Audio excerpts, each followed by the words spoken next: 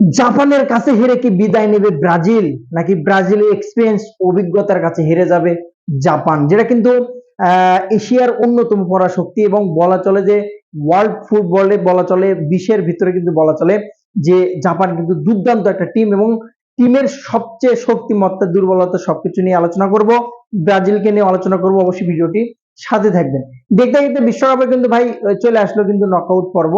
তো রাউন্ড 32 যাকে বলে 32 চলে আসে কিন্তু নকআউট পর্ব। প্রথম যে ম্যাচটা আছে কালকে রাত 11টায়, সবচেয়ে বাংলাদেশের জনপ্রিয় দুইটা দেশ যেটা আর্জেন্টিনা এবং ব্রাজিল, যে দুইটা দেশেরই কিন্তু সমর্থক বাংলাদেশে আছে এবং এই দুইটা নিয়ে কিন্তু মাতামাতি পাগলামি কিন্তু সবসময় হতেই থাকে, চলতেই থাকে এবং তর্কাতর্কি এটাও কিন্তু পার্ট অফ দা গেম, সবসময়ের জন্য কিন্তু হতেই থাকে। কালকে কিন্তু আছে জাপান, তবে জাপানের জিনিসপত্র কিন্তু একটু ভালোই হয় আগে থেকে জানেন, টিকসই মজবুত, তবে টিমটা কেমন এটা কিন্তু দেখার বিষয়। যদি আপনি আর্জেন্টিনা এবং জাপানের দুইটা যদি বিবেচনা করেন, আলোচনা করেন দুইটা টিমকে নিয়ে, এক কথায় যদি আপনি প্রকাশ করেন এক কথায়, তাহলে কিন্তু অবশ্যই ব্রাজিল অনেকটাই এগিয়ে থাকবে, অনেকটা এগিয়ে থাকবে। কেন এগিয়ে থাকবে? ফার্স্টে ব্রাজিলের কথা বলে নিই। ব্রাজিলের কথা বর্তমানে ভিনি কিন্তু দুর্দান্ত লেভেলের ফর্মে আছে।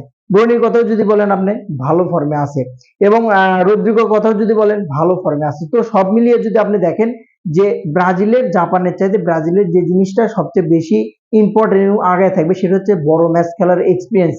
অর্থাৎ তাদের ওয়ার্ল্ড কাপের কথাও যদি বলেন আপনি, 5টা, সেই সম্পত্তির হিসাবটা পরে রাখলাম, 5টা কাপ তাদের, সেই বিষয়ে যদি আপনি বড় বড় ম্যাচ খেলার অভিজ্ঞতা এবং বড় বড় টিমের সাথে খেলার যে এক্সপিরিয়েন্সটা, এই জিনিসটা কিন্তু দুর্দান্ত লেভেল। এবং সবচেয়ে বেশি যেটা আকর্ষণীয় ব্রাজিলের সেটা হচ্ছে যে দ্রুত কাউন্টার অ্যাটাক করতে পারে, অর্থাৎ অন্যতম বিশ্বের যদি বলা যায় অ্যাটাকিং মিডফিল্ড যদি বলেন আপনি, ডিফেন্স যদি বলেন আপনি, সেদিক থেকেও কাসিমেরো আসার পরে কিন্তু অনেকটাই শক্তি বেড়ে গেছে ব্রাজিলের।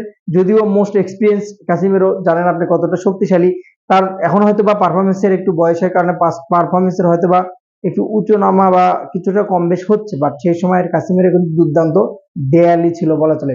তো সেখান থেকে আপনি যদি দেখেন ভিনি কিন্তু দুর্দান্ত ফর্মে আছে, অলরেডি মনে হয় 4 থেকে 5টা গোল হয়ে গেছে। তো সেদিক থেকে জাপানের সাথে তুলনা করলে আপনি যদি দেখেন অনেকটা এক্সপিরিয়েন্সের দিক থেকে এগিয়ে থাকবে। তবে হ্যাঁ, ব্রাজিল যদি কাউন্টার অ্যাটাকে প্রথমে যদি 10 থেকে 15 মিনিটে একটা গোল দিতে পারে জাপানকে, সেক্ষেত্রে কিন্তু জাপান অনেকটা চাপে পড়বে। জাপানের কথা একটু পরে আসছি, আগে ব্রাজিলের কথা বলে নিই। অন্যতম শক্তি ব্রাজিলের আরেকটা হচ্ছে যে যদি আপনি দেখেন গোলকিপারের কথা যদি বলেন আপনি, গেল ম্যাচে কিন্তু দুর্দান্ত লেভেলের অ্যালিসন বেকার যে পারফরমেন্স করেছে, নাম বেকার হলেও কাজে কিন্তু একদম দুর্দান্ত লেভেলের পারফরমেন্স করেছে, দেখার মতো ছিল। অনেকে হয়তো বা ভিনি কিনে ব্যস্ত, অনেকে হয়তো বা দুজনে ব্যস্ত, অনেকে হয়তো বা মিডফিল্ড বা কাসিমেরো আদার্স যাদেরকে নিয়ে ব্যস্ত, নেইমার জুনিয়রকে নিয়ে ব্যস্ত, বাট আমার কিন্তু নজরটা কাল দেখার মতো ছিল, সেই দিন ছিল অন্তত যে ম্যাচটা ছিল, ওই ম্যাচটাতে আমার নজরটা ছিল কিন্তু সেই অ্যালিসন বেকারের দিকে। দুর্দান্ত একটা সেভ, একটা না বেশ কয়েকটা ভালো সেভ কিন্তু দিয়েছে এবং ভালো পারফরমেন্স, এবং তার সে গুণগান কিন্তু বলতেই হবে।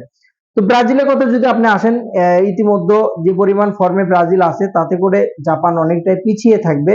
ব্রাজিলের কিছু দুর্বলতা আছে, সেটা হচ্ছে যদি ব্রাজিল কোনো ক্রমে যদি অ্যাটাকে যাওয়ার পর কাউন্টার অ্যাটাক খায় এবং দ্রুত গতিতে যদি কাউন্টার অ্যাটাক করতে পারে, জাপানের কাছে যে সমস্যার সম্মুখীন হতে পারে সবচেয়ে বেশি, শারীরিক দিক থেকেও কিন্তু ব্রাজিল এগিয়ে থাকবে। জাপানের কথা যদি আসি, তাদের কথা যদি আপনি মিতোমার কথা যদি বলেন আপনি, মিতোমার যথেষ্ট ভালো ফর্মে আছে বলা চলে এবং মেন আরো দুইটা খেলোয়াড় ছিল তারা কিন্তু খেলতে পারছে না জাপানের, সেদিক থেকে কিছুটা দুর্বলতা। তবে জাপানের একটা শক্তি সবচেয়ে বড়, সেটা হচ্ছে টিম ওয়ার্ক, কিছুটা আর্জেন্টিনার মতো। তারা কিন্তু প্রচন্ড টিম ওয়ার্ক করে খেলে এবং টিমের একে অন্যের প্রতি গভীরভাবে সম্পৃক্ত, মানে মন থেকে দিল থেকে কিন্তু চলে আসে যে বলটা আমাকে কোথায় দিতে হবে, কাকে পাস করা লাগবে, কাক দিলে গোল হবে।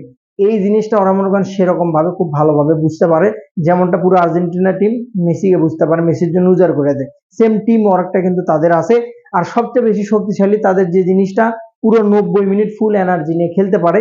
এদিক থেকে কিছুটা ব্রাজিল কিন্তু পিছিয়ে থাকবে, কারণ ব্রাজিল হয়তো বা প্রথম হাফ যদি বলেন আপনি 20 মিনিট 25 মিনিট খেলার পর কিছুটা 80 মিনিট হওয়ার পরে কিছুটা হলে কিন্তু একটা শারীরিক ক্লান্তি চলে আসে, বাট জাপানের এই জিনিসটা আছে, যে আগেও রেকর্ড আছে, দুর্দান্ত শুরু থেকে 90 মিনিট পর্যন্ত ফুল এনার্জি নিয়ে তারা কিন্তু ফুটবল খেলে।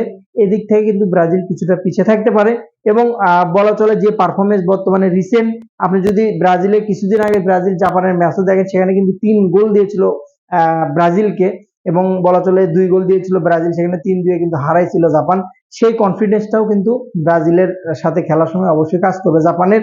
এবং কিছু উইঙ্গার আছে মিডফিল্ড, অ্যাটাকিং মিডফিল্ড মিলে যদি আপনি দেখেন, গোলকিপার সহ যদি দেখেন আপনি, তাদের যে টিম ওয়ার্ক আছে, খুব দ্রুত তারা অ্যাটাক করতে পারে, খুব রান দূরে খেলতে পারে, খুব রান জার্মানদের মতো প্রচুর রান নিয়ে খেলতে পারে। সবচেয়ে বড় কথা, এশিয়ার অন্যতম পরাশক্তি বলা চলে, নাম্বার ওয়ান টিম এশিয়ার। তো সেদিক থেকে বিবেচনা করলে যদি দেখেন, দুইটা টিমের বিবেচনা করেন আপনি, জাপানের সাথে ব্রাজিলের জিতাটা অনেকটাই কঠিন হবে। যদিও জেতা হার, যদিও ফলাফল খেলার মাঠে বলে দেবে, সময় সাপেক্ষে গোল বল কখন কি হবে বলার অপেক্ষা রাখেন না। কারণ এবার যে পরিমাণ ক্যাপ ভার্দির মতো প্লেয়ার, যে টিম টিম যে পরিমাণ পারফরমেন্স করেছে, তাতে কিন্তু বলার অপেক্ষা রাখে না, ছোট টিম যে কোনো সময় কিন্তু ভরে দিতে পারে। সো অবশ্যই এই জিনিসটা আপনাকে মাথায় রেখেই খেলতে হবে, ব্রাজিলকে অবশ্যই সাবধানতা অবলম্বন করতে হবে।